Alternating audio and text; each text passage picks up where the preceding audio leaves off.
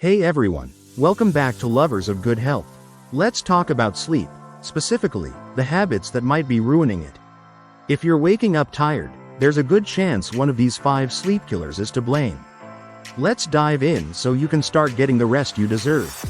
Alright, sleep killer number 1, using screens before bed. Our phones, tablets, and TVs all emit blue light, which can suppress melatonin production.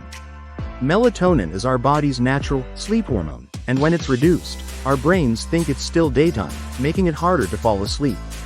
So, if you're scrolling through social media or binge watching right before bed, it might be time to set those screens aside at least an hour before bedtime. Number 2 on the list.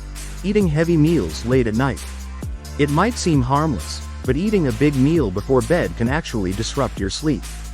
When you eat late, your body has to work to digest that food, which can keep you from falling into a deep, restful sleep. Try to keep your last meal at least 2 to 3 hours before bedtime, and if you need a snack, go for something light like a banana or a handful of almonds. Sleep killer number 3.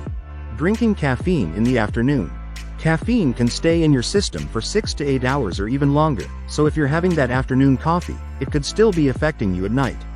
Instead, try switching to herbal tea or just water after lunch to help your body wind down naturally by bedtime. Next up, number 4. Not having a consistent sleep schedule. Our bodies have something called a circadian rhythm, which is basically your natural sleep-wake cycle. When you go to bed and wake up at different times each day, you throw that rhythm off, which can lead to poor sleep quality. Try to go to bed and wake up at the same time every day, even on weekends, to help your body find a natural rhythm. And finally, sleep killer number 5, letting stress get in the way. I know, life is stressful, but when you're constantly worrying or overthinking before bed, it's nearly impossible to get good sleep. Try building a relaxing pre-bedtime routine to help manage your stress. This could be reading a book, practicing deep breathing, or even doing a little bit of meditation. And that's it, 5 sleep killers to stop right now for better rest. Even a small change in one of these areas can make a big difference. If you found this helpful, hit like, subscribe, and let me know your favorite sleep tips in the comments. Thanks for watching, and sweet dreams.